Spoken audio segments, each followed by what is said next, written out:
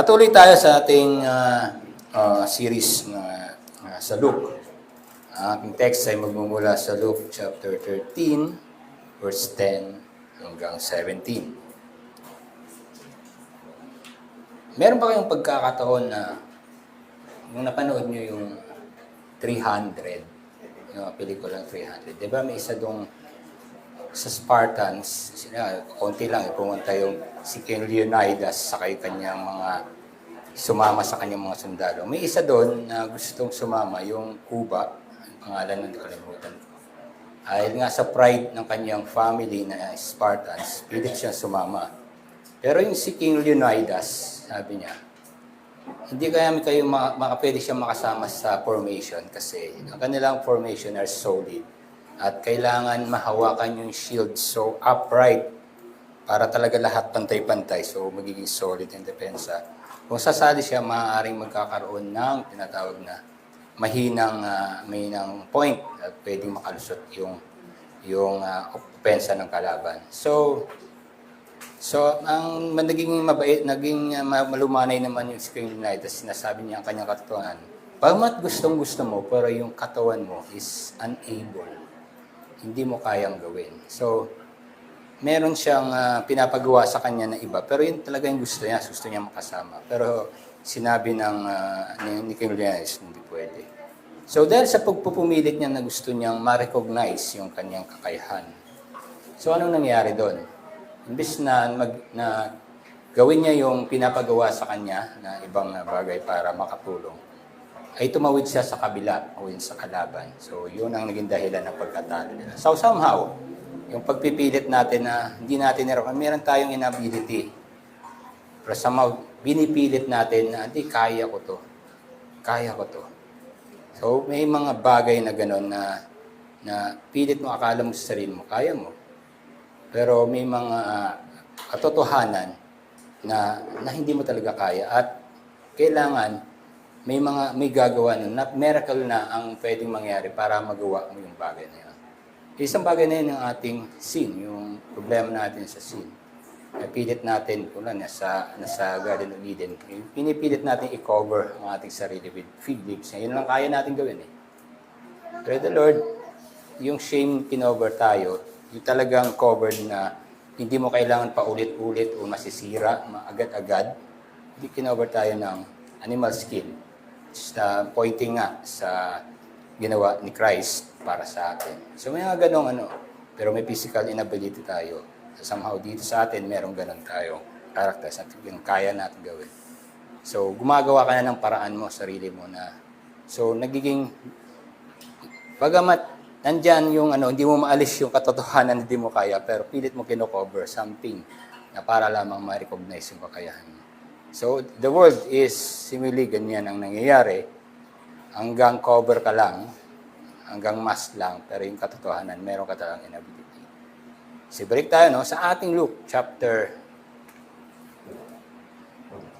13, verse 10 hanggang 17. Sabi dito, "Now, he was teaching in one of the synagogues on the Sabbath. And behold, there was a woman who had a disabling spirit for 18 years.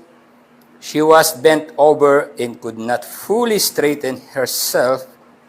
When Jesus saw her, he called her over and said to her, 'Woman, you are freed from your disability.'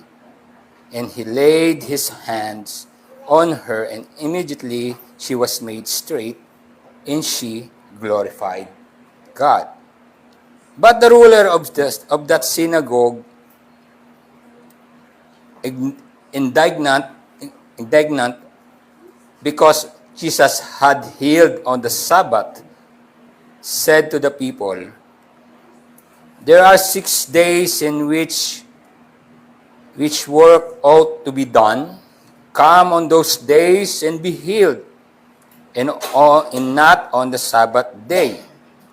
The Lord answered him, 'You hypocrites, does not each of you on the Sabbath untie his ox or his donkey from the manger and lead him away to water it? And ought not this woman, a daughter of Abraham, who Satan bound for 18 years, be loosed from this bond on the Sabbath day. As he said this thing, all his adversaries were put to shame, and all the people rejoiced at all the glorious things that were done by him. Tayo po'y manalangin. Dakilang Ama, salamat sa iyong salitang binigay sa amin ngayon. Ito nga, pagpapakita na yung passion, ang yung kapangyarihan, kaya kami ay narito, nagkatipon, hindi dahil sa aming kabutihan o sa aming kakayahan, kundi nang dahil sa iyo. Kaya maraming salamat. Ito ang dalangin sa ngalan ni Jesus. Amen. Amen. So ito ang sitwasyon. Surprisingly, no, since na maraming ayaw kay Christ sa panahon na yun, at karamihan yung mga rulers, yung mga nasa matataas na posisyon. Pero somehow, nakapagturo pa rin siya sa synagogue. I assume siguro dahil sa sobrang sikat na ni Jesus Christ, ang dami niyang followers. Kasi itong mga rulers na to, yung mga crowd pleaser itong mga to . So sa dami niya, sige, parang maraming hakot to si Christ. Okay, pagbigyan niya na. Ang tipong ganun. So, nakapag-teaching. Pero, same thing, kinikriticize din nila si Christ na telling the truth.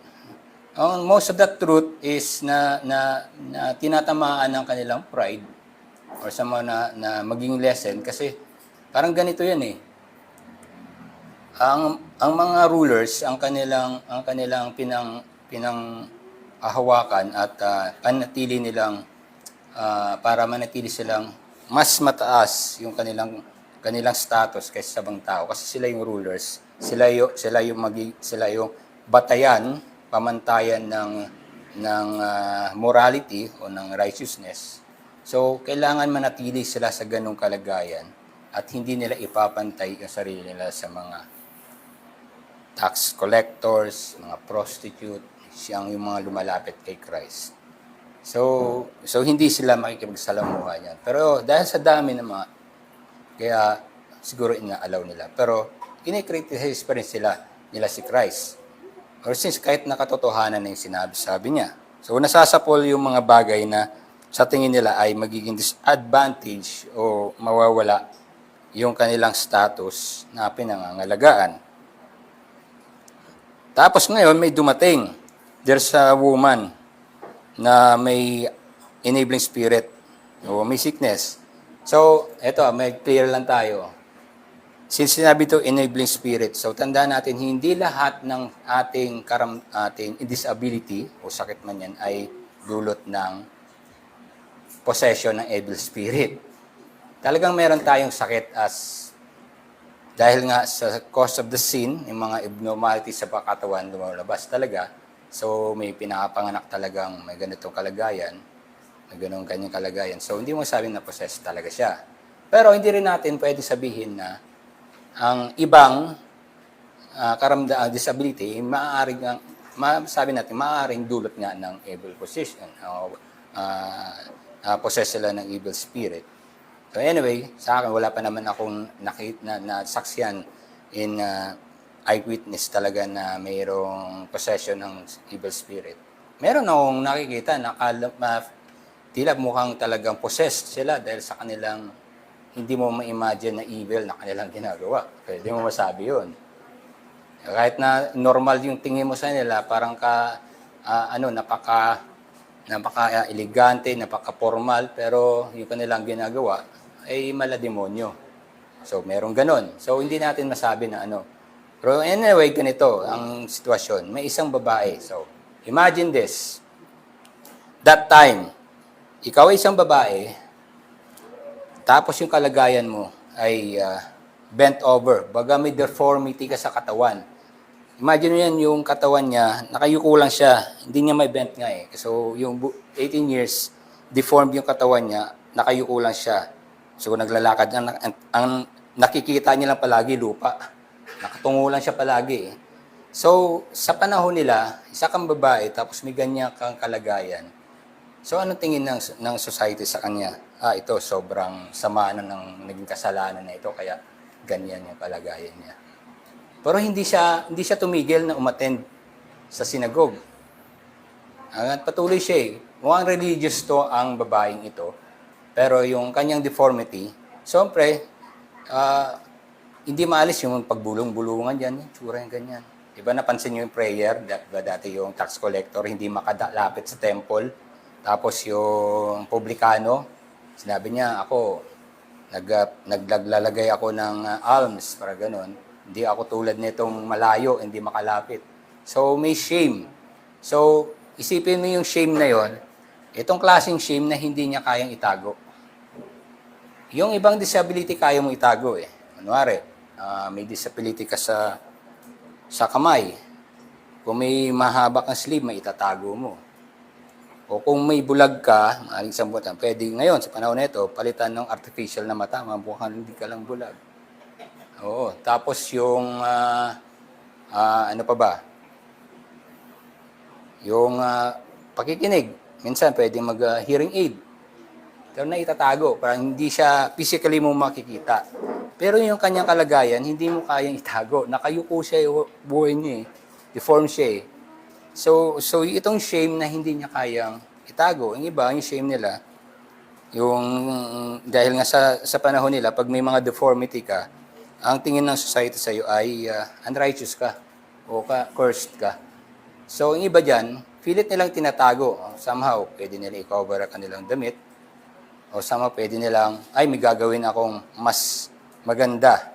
O babaitan ko na lang, babawi na lang ako sa kabaitan. At, hindi ko napansin. Babawi na lang ako sa kabaitan o sa mabuting gawa para yung aking mga kalokohan gawa. Merit nga ba yung timbangan? So, mga ganong klaseng covering ang ginagawa. Pero yung sa kanyang kalagayan, hindi niya kayang i-cover yung kanyang shame. So, bagamat alam niya na pinag-uusapan siya habang pumupunta siya sa synagogue, nagbinugbubulong-bulungan siya, nagpapatuloy siya. Hanggang dumating sa panahon na nandun si Christ.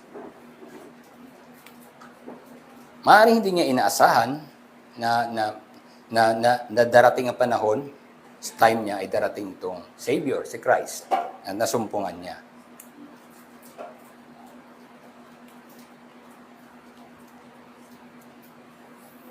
Anong nangyari? Pinagaling siya ni Christ. Anong naging resulta? Na-straighten up siya, naidiretso na yung kanyang katawan at nag-glorified na siya sa Panginoon. So, naalis talaga totally ang kanyang shame physically. So, ito yung liberating things na ginawa ng ating Panginoong Kristo sa Kanya. At ganyan din tayo.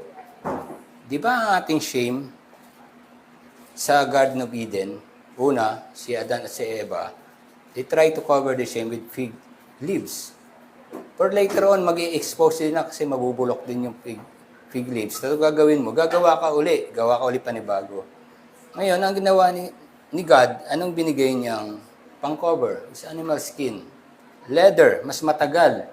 Actually, baka forever yun, pwedeng maging cover niya as a leather. So, the best covering, sino ang pinaka-best na nag-cover doon? Ang ating Panginoong Kristo. Inalis niya ang source ng shame niya sa buong 18 years niya. At si Christ lang nakakagawa. It's truly saying that only Christ can really truly cover makover yung ating shame. Sabi nga, from fig leaves to animal skin, from temporary to a permanent, from my effort into God's work. So sabi kong by effort, di ba? Yung kay Adan at Eva, effort nila yun eh. Tinahitahin nila yung fig leaves. Yung binigay sa kanilang animal skin, sila ba gumawa nun?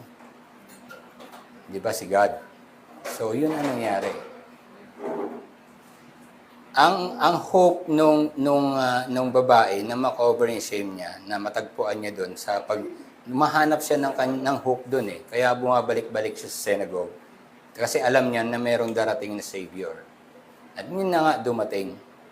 At yun na, alis na yung kanyang, I think ito ang kanyang patuloy na prayer, na maalis siya sa ganung kalagayan. In that time, nakatagpo niya si Jesus Christ. It's totally cured and inalis ang source ng kanyang shame, which is his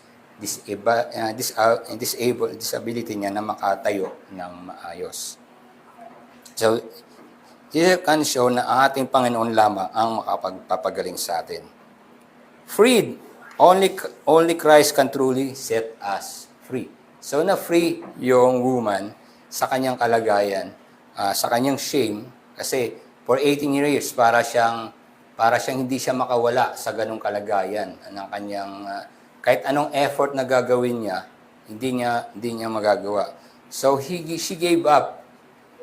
Hindi niya na kaya i-cover yun eh. So, ba't niya pa i-cover yung obviously na hindi niya ma-cover? So give up niya na yun at umasa na lang siya na darating ang panahon, darating yung Savior. That's the only time na pwede siyang ma-cure o mapagaling. Kahit sa panahon natin, ba, mga ganong deformity, ang hirap ng pagalingin. Actually, di ba, lalo na pinanganak ka na ganon na, deformed ka na talaga, buong buhay mo na yun na yung kalagayan mo. But thanks God, dumating si Christ sa panahon niya. And the great, masasabing napakatinding miracle na ginawa sa kanya ng ating Panginoon. Ano sabi niya? Woman, you are freed from your disability. And he laid his hands on her. Immediately she was made straight. And she glorified God. Sama ng paglapit natin sa Panginoon, di ba?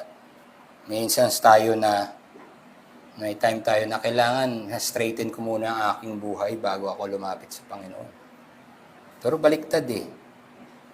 Those who are unable to straighten their life, siya yung lumalapit sa Panginoon. At ang Panginoon ang mag-straighten sa kanila. So doon pa lang so baliktad pala yun, yung hindi mo kailangan na kailangan mong ayusin mo muna ang buhay mo para lumapit sa Panginoon. Di ba dati mga Katoliko pa tayo, hindi ako makapagsimba, baka masunog lang ako dyan. Yan, ayusin ko muna buhay ko. Sabihin mo, siguro mga 1 linggo ako muna hindi mag-iinom bago ko simba. Nangyayari po yun. Pero pagkatapos nyo, balik ulit kayo doon. So, hindi yun sa ating kakayahan na kaya natin ayusin ang buhay natin para makalapit sa Panginoon. Kundi nung panahon pa tayo na, sabi nga, di ba, while we still sinners, Christ died for us. So, hindi yung kailangan mo straighten yung iyong life bago ka lumapit. Kung nabasa niyo yung Right with God, nandun yun. Hindi mo makailangan maging maganda at maayos ang iyong buhay o yung mukha na tulad ng para ka ma-attract ng isang gusto mo, kailangan mo maging maganda o maging magandang lalaki sa harapan niya. Hindi, baliktad yung ng Diyos eh. Kita niya at alam niya yung kapangitan, alam niya yung broken ka, yun ang lumalapit sa Panginoon. Evident naman sa panahon ni Christ, sino bang lumalapit sa Kanya? Mga sinners, mga broken, mga outcast. Sinong nagre-reject sa Kanya? Mga self-righteous.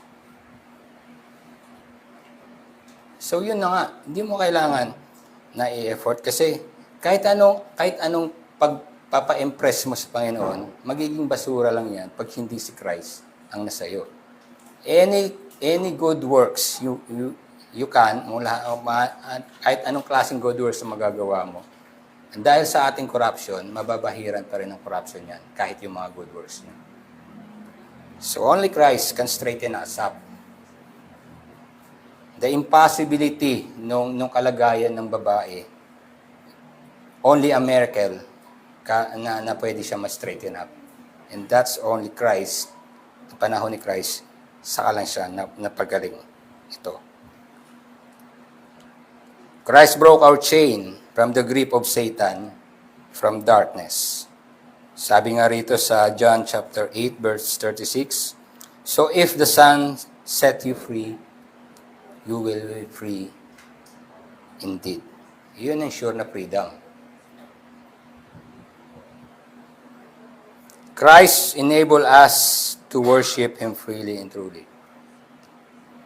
We cannot truly worship God at the same time, you still loving the world. Sabi niya ba, hindi mo pwedeng mahalin yung dalawang master.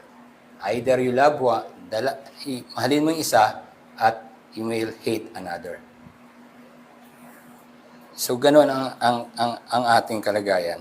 But Christ and God in His love, ay siya ang nag-enable us to come to Him. Siya yung nag-enable us to nandito, nagkatipon tayo. Na natin, di ba? She was made right and she glorified God. So, yun naging response niya. Nakapag-glorify na siya sa Panginoon. Sipin mo, hindi man lang siya makatingin sa langit dahil sa kalagayan niya. Nakatungo siya buong buhay niya. Tila ba ang kanyang tinitingnan lang ay kanyang kamatayan, isang lupa. So, magandang imagination. You know? Sa loob ng 18 years niya, lagi lang siya nakatingin sa lupa. Hindi man lang siya properly makatingin sa heaven o sa taas dahil sa kalagayan niya. Parang ina-accept niya na yung life niya na until my death, ganito na aking kalagayan. But Christ, tayo ganun yung kalagayan natin nung wala pa tayo kay Kristo. Ang ating patungo ay to grave. It's nothing, walang sa heaven. Until Christ showed up, He's enabled us to look up to heaven. Kasi siya ang nag-straighten up sa atin. So yung kalagayan ng woman ay kalagayan din natin nung panahon tayo ay wala pa kay Kristo. We cannot look at heaven. Wala tayong direction to heaven. Our direction is to hell or to death. So ganun ang naging kalagayan ng babae. At ito ay nakita ng mga rulers. So Sabbath is a celebration of our freedom from our bondage, from shame.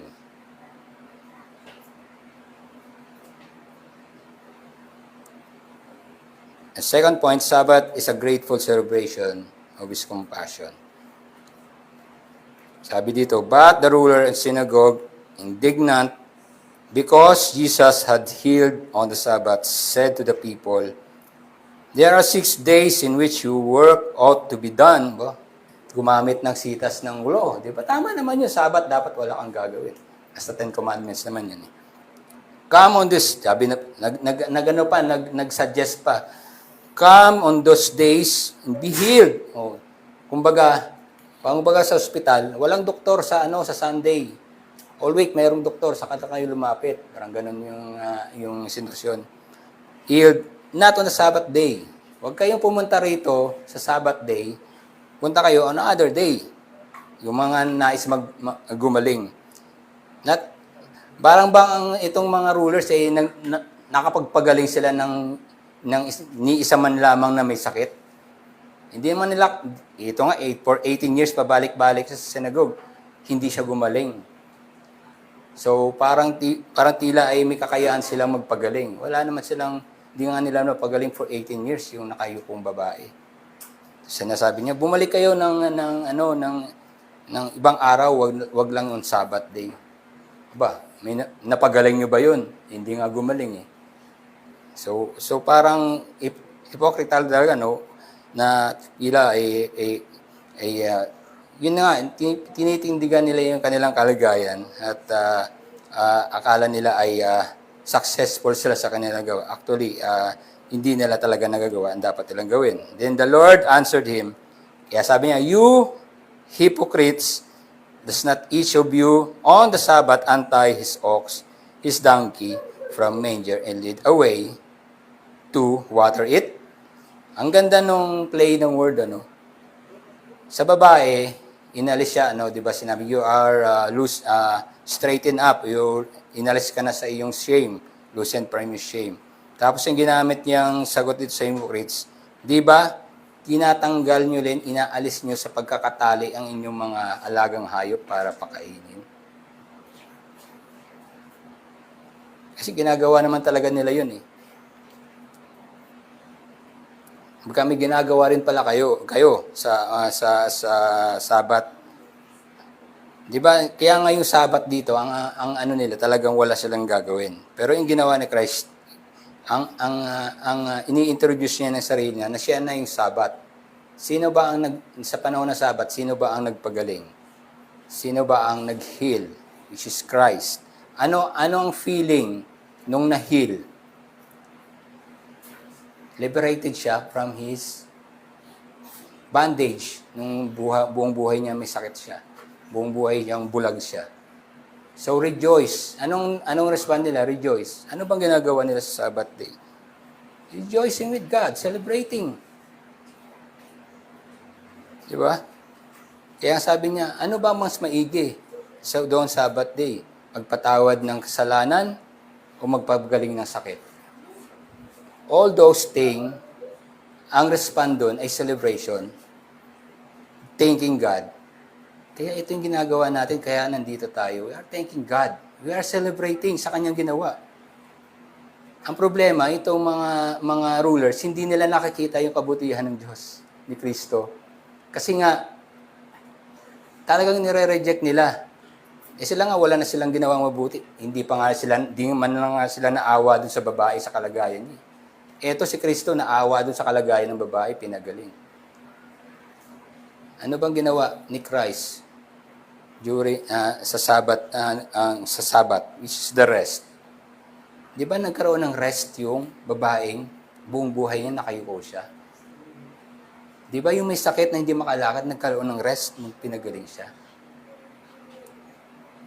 Hindi nila naintindihan ang truly ng rest. Akala nila yung rest sa kanila is a law, na ito ang na wala talaga silang gagawin, hindi na gagawin ba? Kahit hindi sila mag-show ng compassion. So they are doing it just for their status na manatili silang nakaangat sa iba. So yung rulers, kaya ganito ganito ang kanilang reaction. Mas naniniwala sila, ba't ganun? Parang feeling na, pagkamat gusto nilang humakot ng tao dahil kay Kristo, pero yung simpatya ng tao ay napupunta sa kanya. Sabi na parang sumisikat pa to si Christ. Ba't sa atin to tumitingin? Wala naman kayong ginagawa sa mga tao. Hindi mo na sila finifeed. Hindi mo sila binibigyan ng rest. Only Christ give them rest. It's truly the meaning of the Sabbath, which is rest.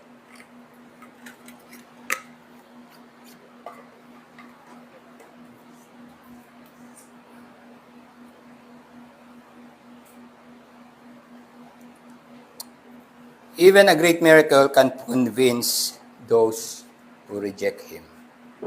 Harap-harapan ang ginagawa ng great miracle si Christ sa harapan nila, which is the sign of the Savior.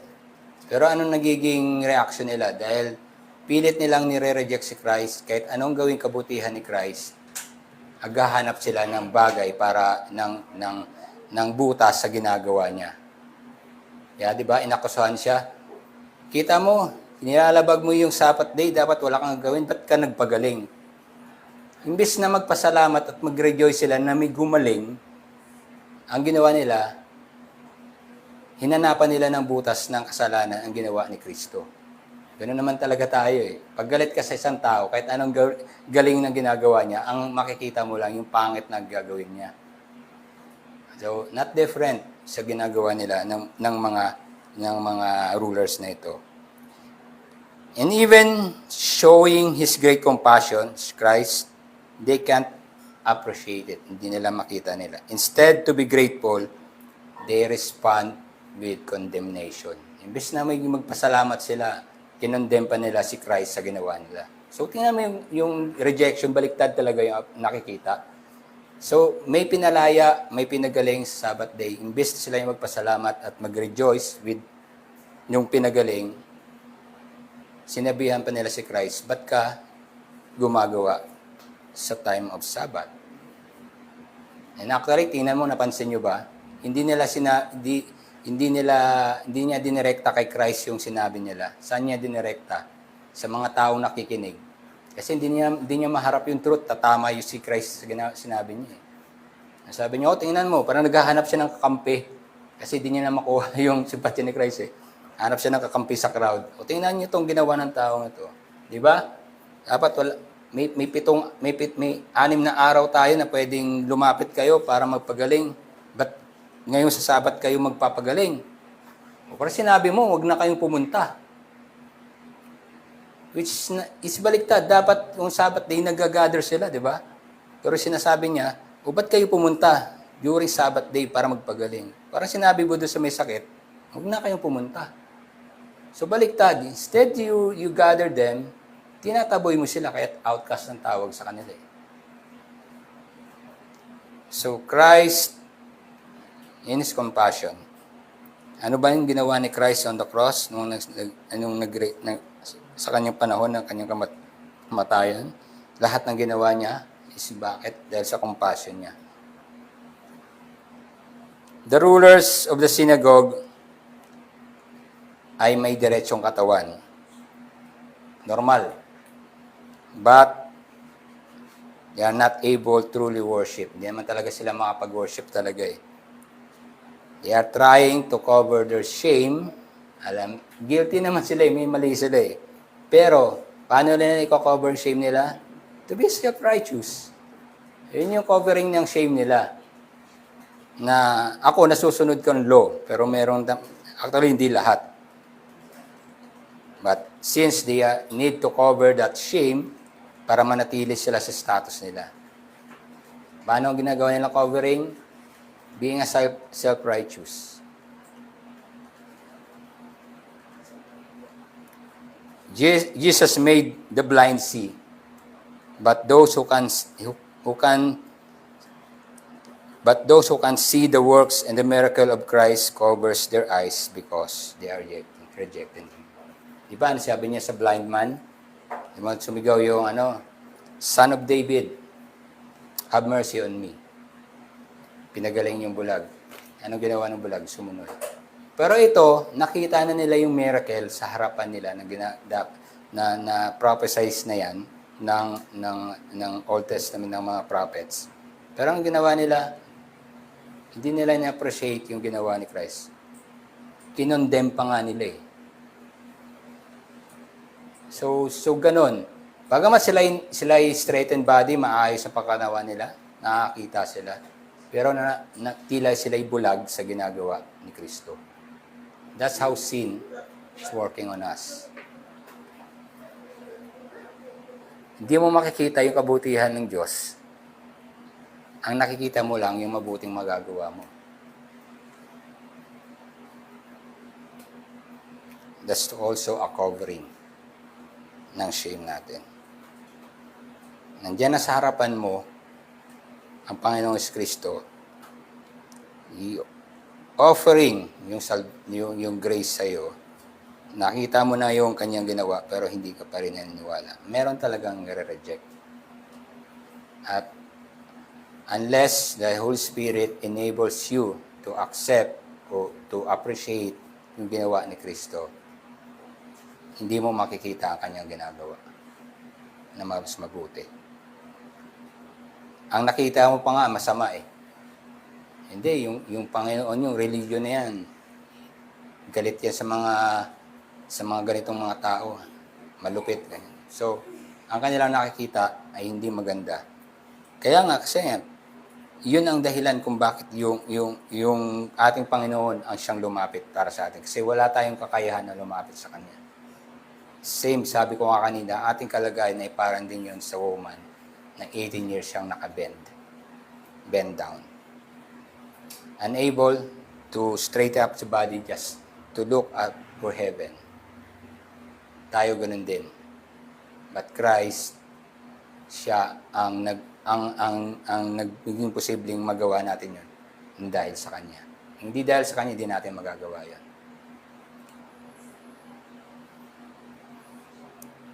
Who made the sick well? Sino nagpagaling na may sakit? Who made the paralytic well? Walk. Who made the lepers clean? Who made the blind see? Who made the captives free? Who made the dead alive? It was Christ alone. Wala tayong kakayahan. And technically, without Christ, we are dead. Di makapag-worship ang dead. Only the live one. Kaya nga binuhay tayong muli. Ginawa tayong buhay natin binagong muli. You are once dead in our sins, but made alive in Christ. So we can worship Him. Truly worship Him. Kaya lahat ng miracle ni Christ is pointing to Him. Ang point ng mga ginawa ni Christ is showing us our inability to worship Him. At siya rin nagbigay sa atin ng ability para tayo makapag-worship. Ang kalagayan natin parang tulad tayo. Tayo ay sick, we are paralytic, we are lepers, we are blind, we are captives, we are dead. At sino nag-ayos nun? Panginoong Kristo natin. The rulers can only be cured if they look and come to Christ. Kaso, rejected nga nila eh. Sila ba, nakatakip ang kanilang mata sa tuwing may ginagawa ang Panginoong Kristo at ang gahanap na sila ng butas. Kasi nga nire-reject talaga nila yung ginawa ng ating Panginoon. There is no more condemnation to those who belong to Christ. Pero kinokondemn nila si Christ. Diba? Sa Romans 8:1, there is therefore now no condemnation to those who are in Christ. Ganun na nangyari sa babae. Nawala na yung shame, nawala na yung condemnation sa kanya. Diba? Yung pinagaling niya yung isa, sabi niya, pinatawad ng iyong kasalanan. Gumaling na siya. Untie or loosed, yung pagtanggal. It was His compassion, the reason why we celebrate the Sabbath or Lord's Day. Without His compassion, ano ang i-celebrate natin doon? Without His resurrection, ano ang i-celebrate? Without His death, sabihin na natin, without His death, para sa ating sin, kabayaran ng kasalanan, ano ang i-celebrate natin dito? Wala. May napanood ako kaninang umaga, nanood ako isang apologist. Sabi niya, ang kaibahan daw natin bilang mga Kristiyano sa religion, sa mga major religion sa mundong ito, ang karamihan sa objective ng religion nila is merit. Kumbaga, pagdating sa dulo, titingnan ang merit mo. So, ang kanyang naging illustration, para silang mga teacher, pumasok ka sa school, pero yung teacher, hindi niya ma-assure sa'yo na gagraduate ka. Tama naman yun, di ba? Pasok ka school, hindi naman sasabihin niya, gagraduate. Hindi niya assure yun. Kasi magdadaan ka sa journey ng pag-aaral. So, wala kang assurance.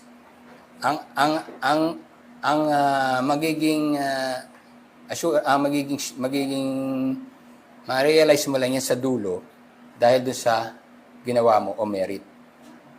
Pero in Christianity, saan nagsimula?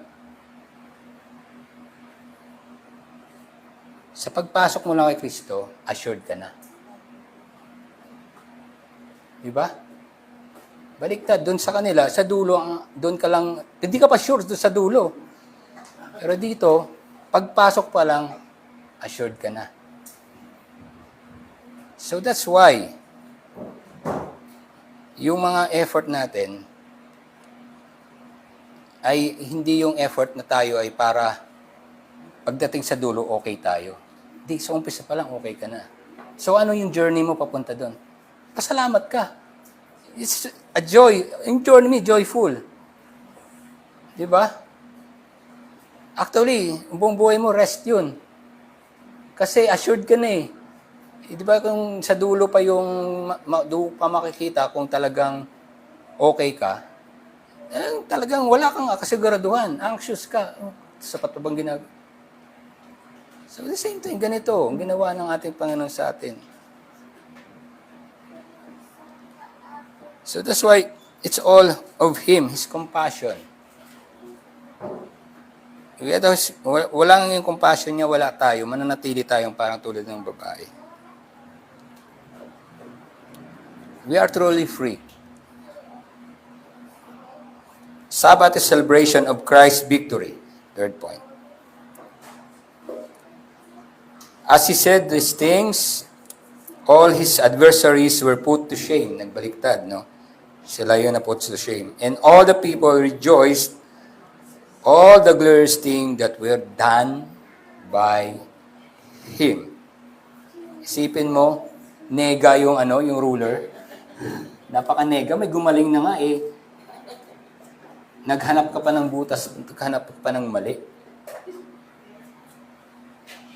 So the point is, we come here na pumunta tayo dito. Hindi ko alam lahat ng ating kalagayan sa ating buhay. Hindi lahat tayo maayos. Meron tayong daladalang problema pagdating dito sa church. May kanya-kanya tayong alalahanin. Pero nandito tayo. Kasi hindi naman sineselebrate natin yung mabuting kalagayan natin. Sineselebrate natin yung mabuting ginawa ni Kristo sa atin. That's the difference, mga church, kaya ginather tayo. Although tayo lahat, may kanya-kanyang alalahanin, kanya-kanyang tayong worries. We come here to celebrate. And we know God. Sinolve niya na yung pinakamabigat nating alalahanin at di nating inaalala, which is our sin, already forgiven. Iyon ang dahilan kung bakit tayo nakapag-celebrate. Ano pa man to ang ating mga problema. Alam ko, mag-worry pa rin ako. Pero, alam namin, ang Panginoon, siyang nag-alis sa amin ng pinakamalaking problema. Ano pa ba naman itong problema ko? Hindi niya masosolve. Continue to rejoice. Alam ko, mayroong mga bagay rin talaga na hindi maalis sa atin yung mga alalahanin. Kaya, continue to have faith in Him. Kasi sabi ko nga, hindi mo kailangan straighten ang iyong buhay para lang lumapit sa Panginoon. Broken ka. Kaya ka niyakap ng ating Panginoon. Inalis ka ng ating Panginoon. You are blind. Kaya Kanyang binigyan ng kagalingan para makakita. You are paralytic. Inagalaw ka niya. You are bent. Pero siya ang nag-straighten up sa atin. It was Christ's work. All of these freedoms are possible because of Christ's victory over the scheme of Satan, covering the shame, and conquer the death. Satan and those who reject Christ until the end, their shame will be exposed and eternal wrath will be in them. Ang ating shame ay covered na.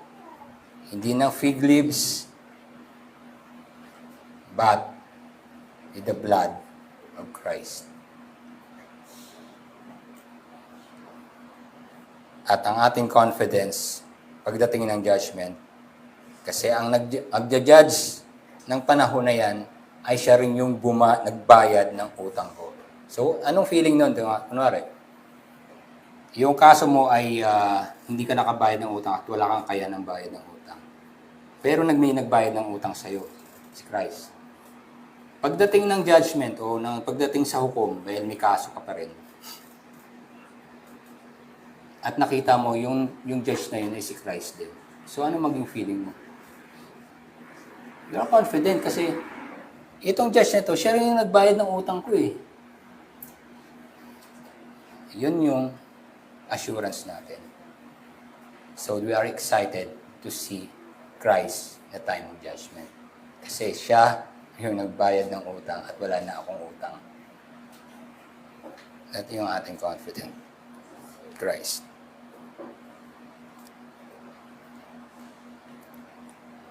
We can celebrate Christ's victory because we are also victorious through Him.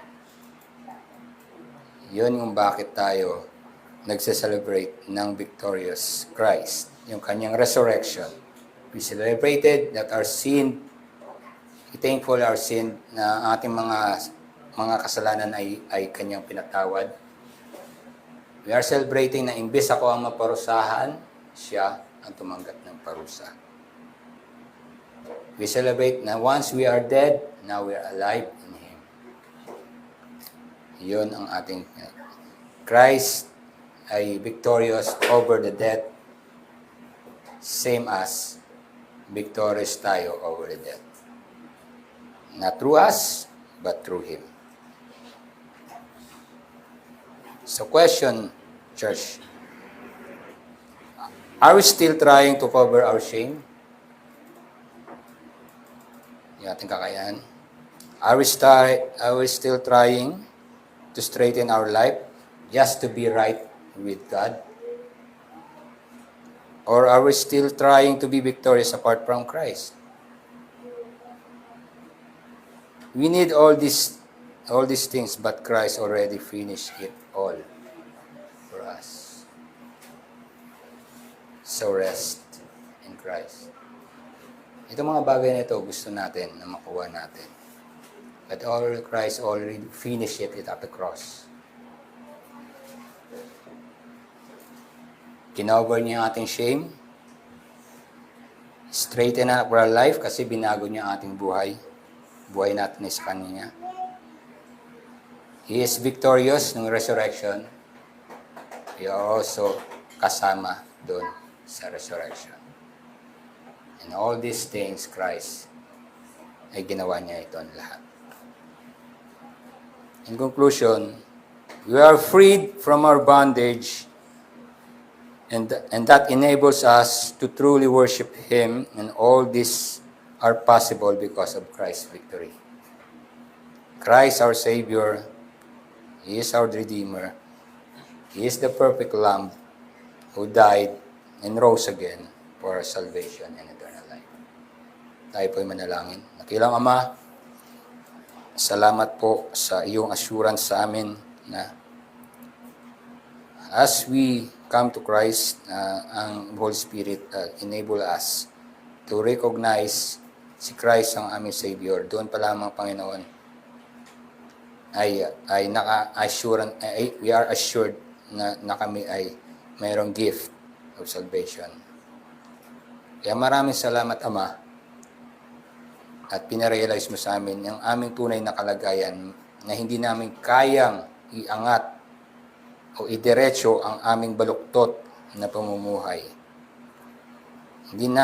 Wala kaming kakayahan na tumingin sa langit dahil nakakahiyang tumingin sa aming Panginoon dahil sa aming kasalanan. Ngunit ikaw mismo ang nagbigay kakayahan na kami ngayon ay makaharap sa aming Ama sapagkat hindi na yung shame namin kasi kinover na ito ni Christ, si Kristo na ang nakikita mo sa bawat isa sa amin.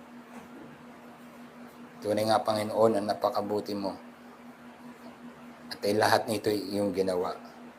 Ang aming respond, kaya kami narito, is to celebrate ng iyong compassion sa amin. Celebrate na kami ay iyong pinagaling at inalis at pinalaya sa aming pagkakaalipin sa kasalanan. At kami ay dating makapatay na hindi makapag-worship. Ngayon ay binigyan mo ng buhay, bagong buhay sa pamagitan mo. Kaya kami narito upang makapagpuri at magpasalamat sa iyo. Praise God, ang lahat ng glory ay para sa iyo. At kami narito ay patuloy na magpapasalamat sa iyo. At patuloy mo kaming nawa ay pangalagaan at patuloy na samahan sapagkat kami ay assured na sa iyo at ang aming salvation ng dahil sa iyo. Patuloy mo kami pagpalain at patuloy mo kami bugyan ng buhay na may pasasalamat sa iyo hanggang sa panahon na ikaw ay bumalik. Maraming salamat. Ito aming dalangin sa ngalan ni Jesus. Amen.